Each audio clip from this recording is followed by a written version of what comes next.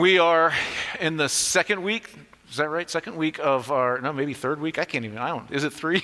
Jeez. 3 weeks of our Christmas series called His Name Is.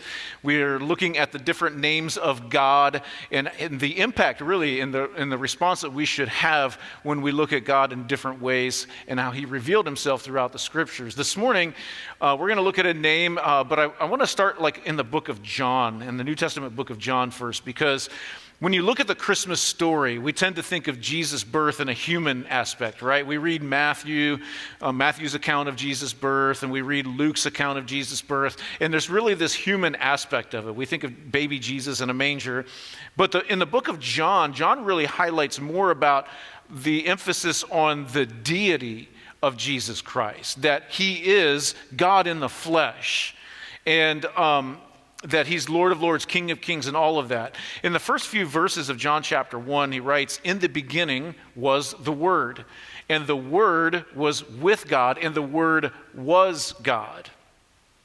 He was with God in the beginning. All things were created through Him, and apart from Him, not one thing was created that has been created." So John calls Jesus the Word, which is the Greek word logos. And that word simply means it's an expression or a declaration of a thought. It's to kind of speak it into being, right? So when John refers to Jesus as the logos, he's saying that Jesus is the expression of God in the flesh. Does that make sense? So he's making it clear to us that Jesus wasn't just this representation of God, but that Jesus is actually the manifestation of God, that Jesus is God in human form, and that's really huge.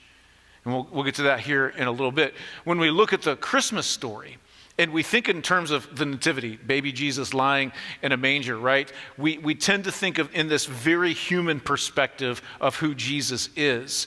But again, John wants to make it clear that this baby lying in a manger is God in human form. And that is huge. Because the name that we're looking at this morning comes from the Old Testament, and it's the Hebrew name for God, Elyon. Elyon. And it simply means the Lord Most High. So what you see in Jesus is the Lord Most High became human. And Elyon is meant to communicate the greatness and the majesty of God. That there is no one higher, there is no one greater. He is the strongest of the strong. He is the wisest of the wise. He is the first and the last. He's the beginning and the end. And we see all these features in the human Jesus Christ. That's who Jesus is. Jesus is Elyon, the Lord Most High, and there is no one like Jesus. Josh, we were talking in our sermon club a few weeks ago about this message coming up, and Josh was reminded of a spoken word he saw on YouTube or something, and he quoted the guy saying, "When we confine Jesus to the crib, we rob Him of His glory." We do, right? If we can find Jesus, just a simple human baby Jesus, we rob Him of His glory. We rob Him of who He is. So when we look at the name Elyon, I want to read a few scriptures, get an idea of how great God is, the majesty that He is in the Old Testament, kind of paint this picture of what the Lord Most High looks like, and then we'll look at what our response to that could be, all right? So let's paint this picture of God. The prophet Daniel declared in chapter 2, he said, "May the name of God be praised forever and ever, for wisdom and power belong to Him. God changes the times and seasons. He removes kings and establishes kings. He gives wisdom to the wise and knowledge to those who have understanding. He reveals the deep and hidden things. He knows what is in the darkness, and light dwells with Him." God is Elyon, the Lord Most High.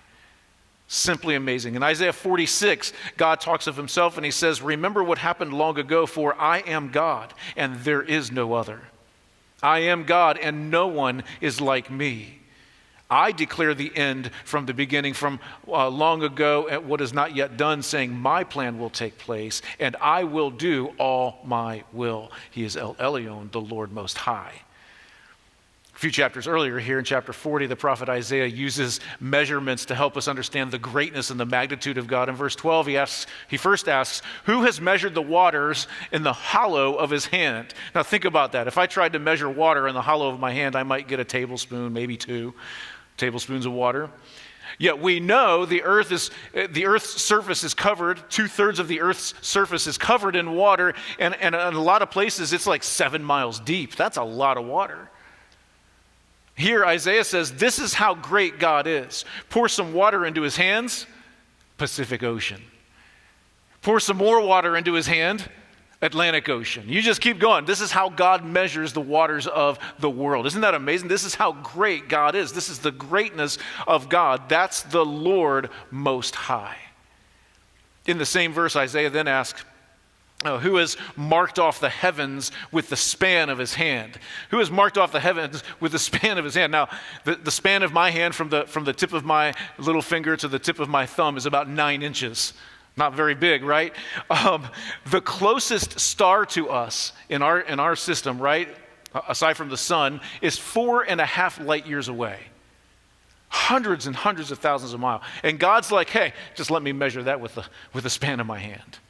This is how great God is. God is simply amazing. He is the Lord Most High. He is El Elyon.